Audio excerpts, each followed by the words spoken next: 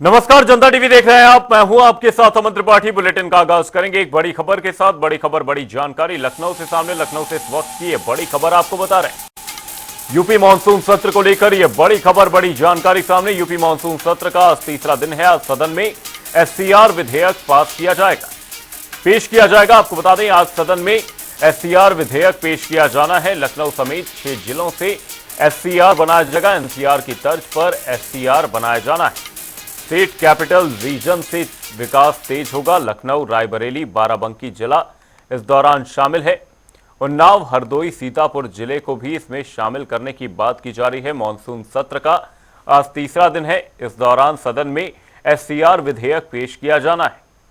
लखनऊ समेत 6 जिलों से एससीआर बनाया जाएगा। एनसीआर की तर्ज पर ही एससीआर बनाया जाना है और ऐसे में स्टेट कैपिटल रीजन से विकास की गति तेज होती नजर आएगी। उन्नाव, हरदोई, सीतापुर जिला भी इसमें शामिल किया जाएगा। यूपी मानसून सत्र का आज तीसरा दिन है। ऐसे में आज सदन में एससीआर विधेयक पेश किया जाना है।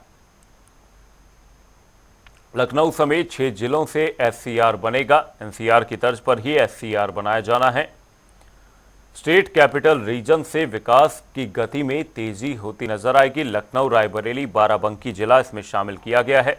उन्नाव, हरदोई, सीतापुर जिला भी इसमें शामिल है। एनसीआर की तर्ज पर ही एससीआर का निर्माण किया जाना है। यूपी मानसून सत्र का आज तीसरा दिन है। ऐसे में आज का दिन ये काफी अहम रहने वाला है। ऐसे में लखनऊ समेत 6 जिलों से एससीआर बनाया जाएगा। एनसीआर की तर्ज पर ही एससीआर का निर्माण किया जाना है। स्टेट कैपिटल रीजन से विकास की गति तेज होती नजर आएगी। लखनऊ, रायबरेली, बाराबंकी जिला इसमें शामिल किया गया है। साथ ही उन्नाव, हरदोई और सीतापुर का जिला भी शामिल है। ऐसे में 6 जिलों से मिलाकर एससीआर बनाया जाएगा। एनसीआर की तर्ज पर ही एससीआर का निर्माण किया जाना है।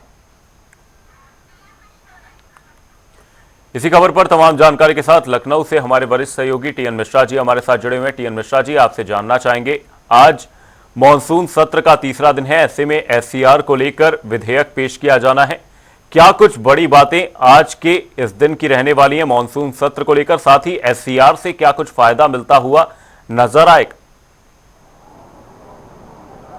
देखिए, जो एनसीआर बना था उस पर पे एससीआर सरकार बनाना चाहती है, तो लखनऊ के आसपास के जिले, चाहे बाराबंकी हो, चाहे सुल्तानपुर हो, सीतापुर हो, उन्नाव हो, रायबरेली हो, इनको सबको मिला के एससीआर बनना है। और एससीआर बनाने से सबसे बड़ा फायदा होगा, विकास बहुत संगठित हो जाएगा।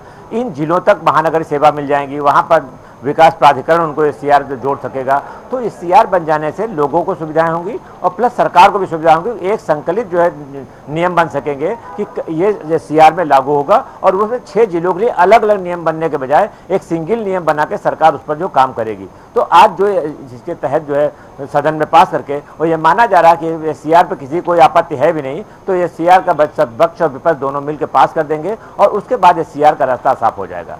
और दूसरी तरफ जहां मानसून सत्र के तीसरे दिन की बात है, तो तीसरे दिन आज जो कल प्रस्ताव लाए गए थे उन पर जो है चर्चा होगी और बजट पे जो है जो अनुपूरक बजट आया उस पर चर्चा की जाएगी। विपक्ष अपना मुद्दा रखेगा। अभी जो है सपा के राष्ट्रीय महासचिव शिवपाल यादव ने कहा है बजट जो अनुपूरक बजट खोखला है, इससे कुछ नहीं मिलना है, सिर्फ दिखावटी है और अभी पुराना बजट भी खर्चा नहीं कर पाए। तो ये उनका तर्क था ये बात। लेकिन सरकार का मानना है जिन विभागों का बजट, जो कुंभ आ रहा है, कुंभ में जो है अब तमाम 1000 बसें देनी है, वहाँ पर 120 इलेक्ट्रिक बसें देनी है और परिवहन निगम तमाम सेवाएं देनी है। चाहे वित्त विभाग हो, चाहे राजस्व हो, चाहे 50 पुलों का मामला हो, यूपी के 50 पुलों के लिए पैसा चाहिए था, तो वो जो है इस बजट से मिल जाएगा और अनुपूरक बजट से विकास का रास्ता साफ होगा और औद्योगिक जो नीतियां हैं उनको भी तमाम लागू करने का फायदा मिलेगा। और ये माना जा रहा है कि ये सब काफ़ी कुछ प्रभावी होगा।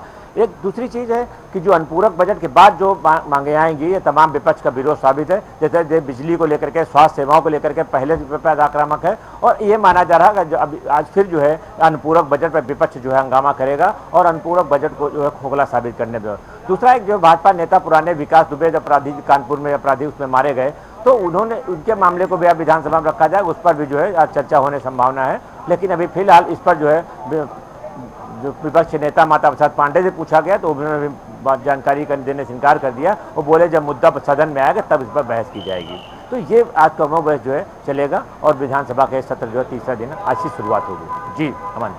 साथ ही टीएन मिश्रा जी, आपसे यहां पर जानना चाहूंगा, जो अनुपूरक बजट पेश किया गया, औद्योगिक विकास पर सबसे ज्यादा यहां पर खर्च किया गया है, किस तरह से देख रहे हैं पेश हुए अनुपूरक बजट को?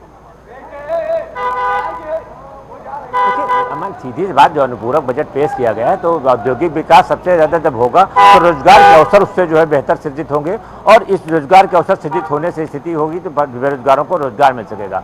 तो सरकार का फोकस भी औद्योगिक विकास है। G20 के दौरान भी यही था, लेकिन अभी तक G20 के जो प्रपोजल सही नहीं लागू हो पाएंगे। अन्यथा अगर G20 प्रपोजल लागू हुई तो 80 लाख लोगों से रोजगार मिलने की उम्मीद की जा रही थी। तो ये अगर G20 लागू हो गया ठीक है, लेकिन ये अनुपूरक बजट जो है औद्योगिक विकास देकर फिर 8-10 लोगों की नौकरी की बात सरकार कर रही है कि इनसे 8-10 लाख लोगों को फायदा मिल सकता है। जी अमन। आज सदन में एससीआर विधेयक पेश किया जाना। मानसून सत्र का आज तीसरा दिन है। बहुत बहुत धन्यवाद टीएन मिश्रा जी तमाम जानकारी के लिए। लखनऊ समेत 6 जिलों से एससीआर का निर्माण किया जाएगा। एनसीआर की तर्ज पर ही एससीआर बनेगा। स्टेट कैपिटल रीजन से विकास की गति तेज होगी। लखनऊ, रायबरेली, बाराबंकी जिला शामिल है, और साथ ही आज जो ये कार्यवाही पूरी रहेगी इसमें एससीआर विधेयक के पूरे तरीके से पास होने की उम्मीद जताई जा रही है, क्योंकि पक्ष और विपक्ष दोनों ही इसके फेवर में नजर आ रहे हैं। लेकिन यहां पर सदन में कार्यवाही के हंगामेदार रहने के पूरे तरीके से आसार जताए जा रहे हैं, क्योंकि विपक्ष की ओर से बीते दिनों भी हंगामा देखा गया था। जब अनुपूरक बजट पेश किया जा रहा था उस दौरान भी विपक्ष की ओर से हंगामा किया गया। मानसून सत्र का आज तीसरा दिन है। ऐसे में आज जो अहम बात रहने वाली है वो है सदन में पेश होने वाला एससीआर विधेयक। लखनऊ समेत 6 जिलों से एससीआर का निर्माण किया जाएगा। सदन में यह विधेयक पेश किया जाना है। एनसीआर की तर्ज पर ही विकास गति को तेजी देने के लिए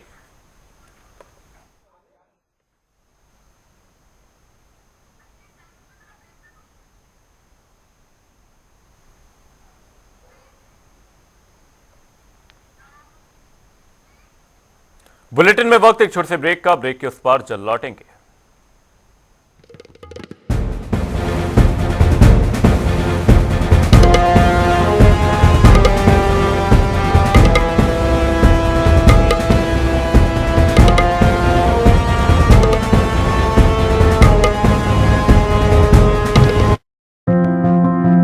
मेरा नाम सुनीता है जी। मैं ग्राम पंचायत बगान की सरपंच हूँ जी। हमारे यहाँ डिस्पेंसरी है, उसमें सभी सुविधा मिलती है जी, गर्भवती को भी, बच्चों को भी। हरियाणा सरकार जी नॉन स्टॉप नौकरी दे रही है। गरीब लोगों को मरम्मत के लिए भी पैसे दे रही है। गलियों का या जो हाईवे लगते हैं भी गाँव के साथ है, उनको भी नॉन स्टॉप से काम करवा रही है। हमारा Haryana, non stop Haryana.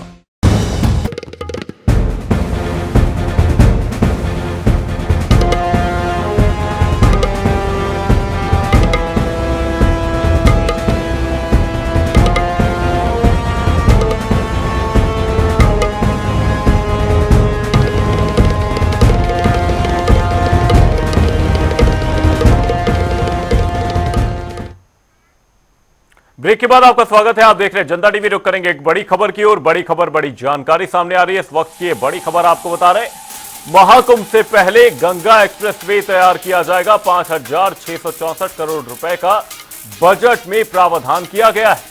GST पूर्ति के लिए भी 407 करोड़ रुपए की व्यवस्था की गई है। मेरठ से प्रयागराज तक 594 किलोमीटर का गंगा एक्सप्रेसवे बनाया जा रहा है। ये बड़ी खबर, बड़ी जानकारी आपको बता रहे, महाकुंभ से पहले गंगा एक्सप्रेसवे को तैयार करने को लेकर 5,664 करोड़ रुपए का प्रावधान किया गया है। जीएसटी पूर्ति के लिए भी 407 करोड़ रुपए की व्यवस्था की गई है। मेरठ से प्रयागराज तक गंगा एक्सप्रेसवे का निर्माण किया जाना है। 594 किलोमीटर का गंगा एक्सप्रेसवे तैयार किया जा रहा है।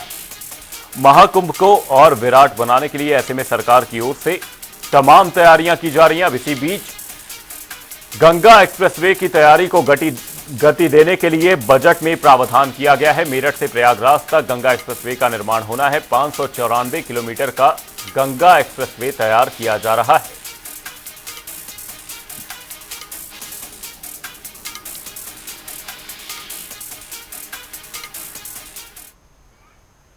उत्तर प्रदेश के मुख्य सचिव की ओर से 8,449 मदरसों को जारी किए गए नोटिस पर all India Muslim personal law board ने आपत्ति जताई है। बोर्ड के महासचिव मौलाना फजलुर रहीम मुजद्ददी के नेतृत्व में प्रतिनिधिमंडल ने सीएम योगी आदित्यनाथ से मुलाकात की है। बोर्ड का आरोप है कि जिला प्रशासन मदरसों में पढ़ने वाले बच्चों के एडमिशन बेसिक शिक्षा के स्कूलों में कराने के लिए मदरसों को आदेश दे रहा है। बोर्ड के पदाधिकारियों ने सीएम योगी से इस आदेश को वापस लेने की मांग करते हुए ज्ञापन सौंपा है।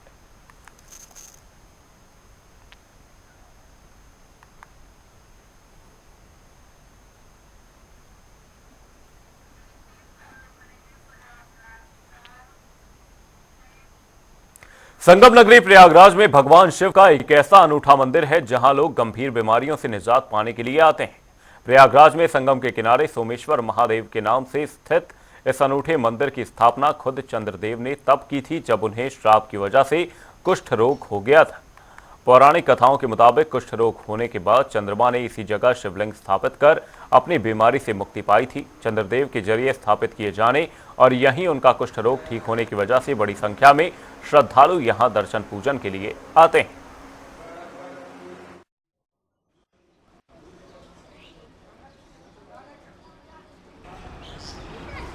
नगरी प्रयागराज में हम इस समय अरैल क्षेत्र में खड़े हैं और ये सोमेश्वर महादेव मंदिर है जिसको चंद्रदेव ने खुद स्थापित किया था। इसके पीछे भी एक लंबी कहानी है। फिलहाल आपको बताएंगे कि मंदिर के ऊपर ये जो त्रिशूल आपको दिख रहा है, इस त्रिशूल की सबसे बड़ी कहानी है कि हर पूर्णिमा पे ये त्रिशूल घूमता है और चंद्रदेव जिस तरह से दिशा बदलते हैं ये त्रिशूल भी घूमता है। फिलहाल इसके पीछे क्या कहानी है, किस तरह से चंद्रदेव ने इस मंदिर की स्थापना की थी और हम यहाँ के जो पुजारी उनसे भी बात करेंगे कि यहाँ पर किस तरह से उन्होंने इसको स्थापित किया था और इसके पीछे क्या मामला है। अरविंद पुरी जी हमारे साथ हैं, मंदिर के पुजारी हैं। ये बताइए चंद्रदेव ने इसको क्यों स्थापित किया था, क्या इसके पीछे? राजा दक्ष प्रजापति ने चंद्रदेव को श्राप दे दिया था कि तुमको 6 रोग हो जाए और ग्रसित हो जाओ। श्राप देने का कारण ये था कि भगवान चंद्रदेव की 27 शादियां हुई थी जो दक्ष प्रजापति की सारी कन्याएं थी। चंद्रदेव करते क्या थे कि 26 को तो ज्यादा लाइक करते थे, नहीं लाइक करते थे, और रोहिणी जो सबसे सुंदर नक्षत्र मानी जाती है उनको सबसे ज्यादा लाइक करते थे, जिस कारण दक्ष प्रजापति ने चंद्रदेव को समझाया कि आपके लिए सभी 27 कन्या हमारी बराबर है, तो आप सभी 27 को मान सम्मान दे। लेकिन चंद्रदेव कुछ दिन ठीक रहा, फिर अपनी उसी हरकत पे आ गए। जब कन्याएं फिर से अपने पिता के पास शिकायत करने गई तो राजा जी ने श्राप दे दिया क्रोध में। दक्ष प्रजापति जी वैसे भी क्रोधित थे, उन्होंने श्राप दे दिया कि तुम्हें जिस सुंदरता पे नाज हो तुम 6 रोग हो जाए और तुम ग्रसित होकर नष्ट हो जाओ। जब चंद्रदेव को 6 रोग हो गया तो ब्रह्मा जी के पास पहुंचे और विनती करने लगे। ब्रह्मा जी बोले इसका मेरे पास कोई उपाय नहीं है, आप विष्णु जी के पास चलें। विष्णु जी के पास भी गए, वो बोले मेरे पास इसका कोई उपाय नहीं है, अगर कुछ कर सकते हैं तो भगवान शिव ही कुछ कर सकते हैं। तब विष्णु जी ने बताया कि आप प्रयाग के प्रभास नामक क्षेत्र में, जिसका नाम ये अलगपुरी है, वहां पे जाके बालू की शिवलिंग बनाए और उसकी शिव सरस्वती के साथ प्राण प्रतिष्ठा करने के बाद इनका पूजन करें। इसलिए इसको सरस्वती केंद्र भी माना जाता है और सरस्वती जी यहीं विराजमान है, बाकी और कहीं आपको मिलेंगे नहीं, जो भी अब लुप्त हो गई है। जब भगवान चंद्रदेव यहाँ पे शिव जी की तपस्या किए, भगवान शिव प्रसन्न हुए, तब भगवान शिव ने उनको वरदान दिया कि आपको जो श्राप है वो चलता रहेगा और वहीं से आपका कृष्ण पक्ष और शुक्ल पक्ष बना। कृष्ण पक्ष में भगवान चंद्रदेव घटते हुए क्रम में रहते हैं जो कि राजा का श्राप चलता है, और शुक्ल पक्ष में भगवान शिव को वरदान जिसमें शुक्ल पक्ष में बढ़ते हुए दिखते हैं और अमावस्या पूर्णिमा को चंद्रदेव भगवान शिव के मस्तक पर विराजमान हो जाते हैं। कहा जाता है इस मंदिर का जो त्रिशूल है ऊपर से घूमता है, जिस तरह पृथ्वी का चक्कर चंद्रदेव भगवान पूरे 1 महीना में लगाते हैं, उसी तरह 1 महीने में भगवान शिव के कृपा कह लीजिए या चंद्रदेव का कुछ कह लीजिए, ये मतलब त्रिशूल 1 महीने पूरा चक्कर घूम जाता है। देखिए अर्जुन पुरी जी थे, किस तरह से दक्ष प्रजापति ने अपने दामाद चंद्रमा को श्राप दिया था, जिसके बाद उन्होंने भगवान शिव की आराधना पूजा की और उन्होंने अपने सर पे भी चंद्रमा को धारण किया शिव जी ने। और साथ ही यहाँ पर इस मंदिर की यही कहानी है और दक्ष प्रजापति के श्राप के बाद जिस तरह से चंद्रमा ने यहाँ पर चंद्रदेव ने स्थापित किया था मंदिर को, और यहाँ पर अब भक्तों की भीड़ लगती है और सावन के महीने में लंबी कतारें होती हैं और लोग दर्शन और पूजा अर्चना करते हैं और लगातार यहाँ शिवलिंग का रुद्राभिषेक, जल अभिषेक, हर तरह से अभिषेक होता है और अपनी अपनी कामना लेकर लोग यहाँ आते हैं। और सबसे खास बात यह है कि जिनकी कामनाएं पूरी हो जाती हैं वो यहाँ पर घंटी भी बांधते हैं मंदिर में, परिसर में, और जिस तरह से लोगों की यहाँ लंबी कतार होती है, एक अद्भुत नजारा होता है। और सबसे खास बात है तीर्थ नगरी प्रयागराज में इस तरह के कई ऐसे मंदिर हैं जिनकी प्राचीन कहानियां हैं, पौराणिक कहानियां हैं, और साथ ही उसका वर्णन कई वेदों और ग्रंथों में भी होता है। जनता टीवी के लिए सैयद मोहम्मद आमिर, प्रयागराज। बुलेटिन में रुक करेंगे 5 मिनट में 25 बड़ी खबरों की ओर। पीलीभीत में सिविल डिप्लोमा इंजीनियर संघ सिंचाई विभाग ने जिलाधिकारी को दिया ज्ञापन, सेवाएं संबंधित मांगों को लेकर किया विरोध प्रदर्शन।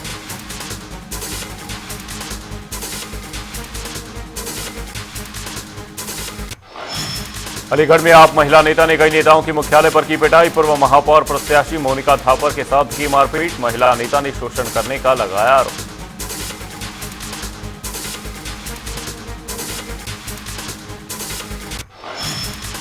मुजफ्फरनगर में एसपी क्राइम प्रशांत कुमार सुरक्षा व्यवस्थाओं को देख रहे। उत्तराखंड बॉर्डर से यूपी बॉर्डर पर भी पुलिस और एटीएस तैनात।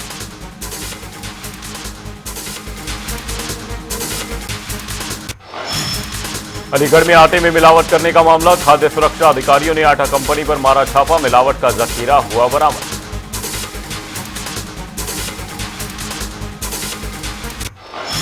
बुलंदशहर में फूलमाला पहनाकर कांवड़ियों का जोरदार स्वागत। डीएम एसएसपी की मौजूदगी में मुस्लिम समुदाय के लोगों ने कांवड़ियों का किया स्वागत।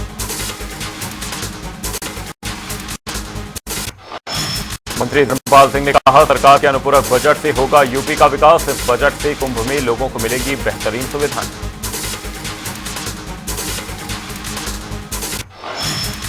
श्रावस्ती में योगी सरकार की जीरो टॉलरेंस की नीति पर अधिकारी फेर रहे पानी। आय प्रमाण पत्र जारी न होने से एक बच्ची का नहीं हुआ स्कूल में एडमिशन।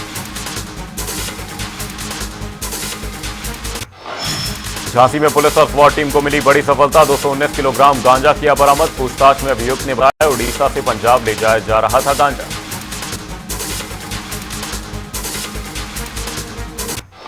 अलीगढ़ जिला कलेक्टर गेट पर आम आदमी पार्टी का जोरदार प्रदर्शन। केजरीवाल की रिहाई की मांग की। राष्ट्रपति के नाम सौंपा ज्ञापन।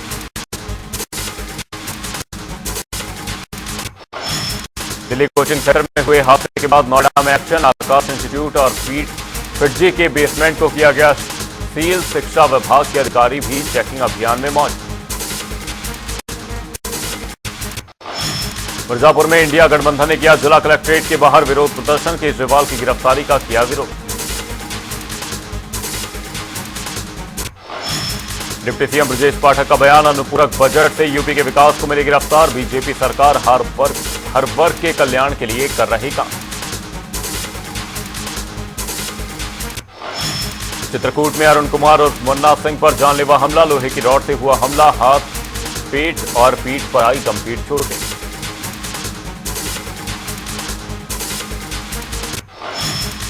बाराबंकी में सरयू नदी के तेज बहाव की चपेट में आने से एक युवक की हुई मौत। सूचना मिलने पर मौके पर पहुंची पुलिस। गोताखोरों के साथ शुरू की तलाश।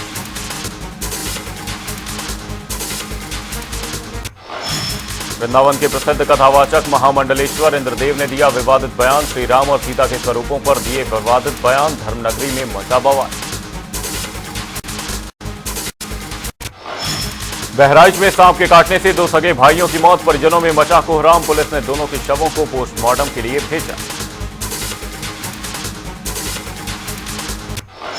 फतेहपुर में सरिया चोरी मामले में बड़ा एक्शन। एसपी ने 5 सिपाहियों को किया सस्पेंड। 3 आरोपी अभी भी पुलिस की गिरफ्त से दूर।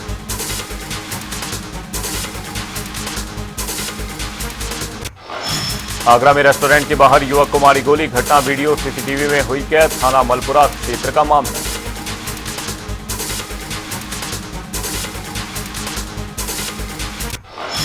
अलीगढ़ में राजा महेंद्र प्रताप सिंह यूनिवर्सिटी के कैंप कार्यालय पर छात्रों ने किया धरना प्रदर्शन। परीक्षा परिणाम को लेकर यूनिवर्सिटी प्रशासन पर लगाए भ्रष्टाचार के आरोप।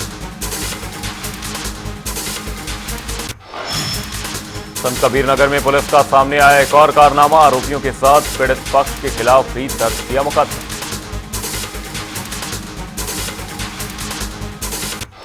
फर्रुखाबाद में सीएमओ के निरीक्षण में गायब मिले मलेरिया अधिकारी। सीएमओ ने मलेरिया अधिकारी से जवाब किया तलब। मौजूद अधिकारी और कर्मचारियों को साफ सफाई के दिए निर्देश।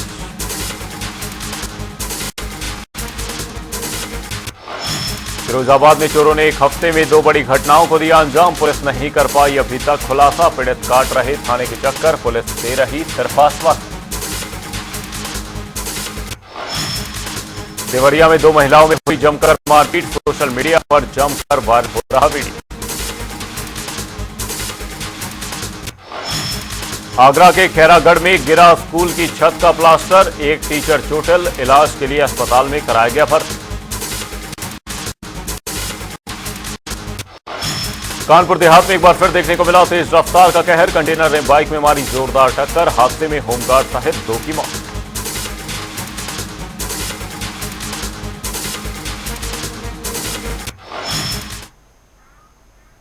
फिलहाल के लिए इस बुलेटिन में सिर्फ इतना ही। कहीं जाएगा नहीं। जनता डी पर खबरों का सिलसिला रहेगा जारी। तब तक के लिए नमस्कार।